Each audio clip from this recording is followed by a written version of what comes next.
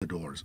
In your own corporate life, because you had an extensive career before you gave up, it all up to become an executive coach, is there an incident that really stood out that you recount to CXOs as part of curriculum?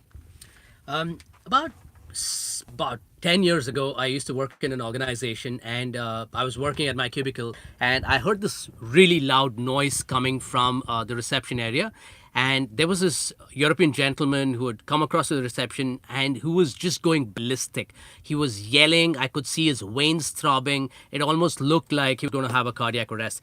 So the story is he was obviously driven around the bend by extremely shoddy service from the company, another division, and there was a ring of people just standing around him, and some of them were trying to justify why things went wrong and so on. I took in the scene for a bit. I walked across to him. I reached out from behind, tapped him on the shoulder, and he turned around, still blanched. And he turned around, and I said, "Sir, I do not work with this team. I'm a part of this organization, and I'm sorry. I might not be able to fix your problem, but if you've come into our office and if you're really this bad, if you're feeling this bad, the first thing I need to say is I'm really sorry. Why don't you please sit down and I'll get you a glass of water?" And he looked at me for about 5 seconds and he said, that's all I really wanted. I wanted somebody to say, "I'm sorry." I learned a very important lesson that day. It was as important. The way we communicate is almost as important as what we communicate. I use this example to when I work with storytelling for CXOs. I use this example to say how can you deflate a situation? There are always events that are spiraling out of control. Do you have a talent for deflating a situation so that emotions are calmed down and people can think more logically?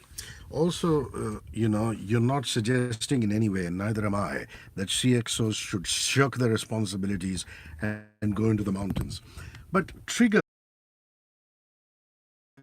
for Mother Teresa. Paramahansa, what is the trigger for CXOs can learn and execute within their organization, being within the frame of a 9 to 5 or a 9 to 7?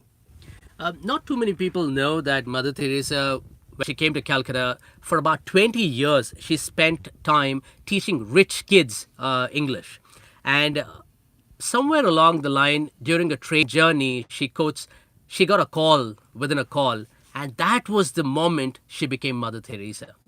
Ramakrishna Paramahamsa looking at a flock of pigeons, white pigeons across an overcast sky.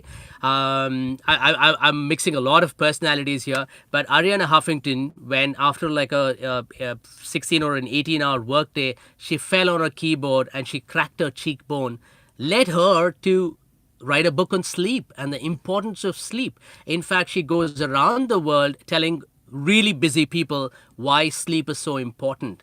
Now, we all are looking for epiphanies, and we all think those epiphanies happen in places that are curated for it. When you're on a long walk, in the woods somewhere, when you're deep down in the sea somewhere, and so on. But the funny thing is, epiphanies are all around us. We need to pay heed, we need to pay attention to these small things that happen around us, and when we do, we start noticing a pattern. Wonderful. If people want to reach out to you, where are you available on social networking? Just give out all your handles, please. Twitter at Coach JayKumar, on LinkedIn Coach JayKumar, and on Insta _Coach JayKumar.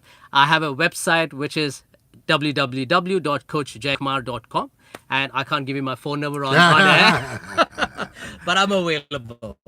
Thanks, mate. Thank you so much, Hrishi. It's Maroon 5, one more night up ahead. Some crits, some Wimbledon. You don't go ahead.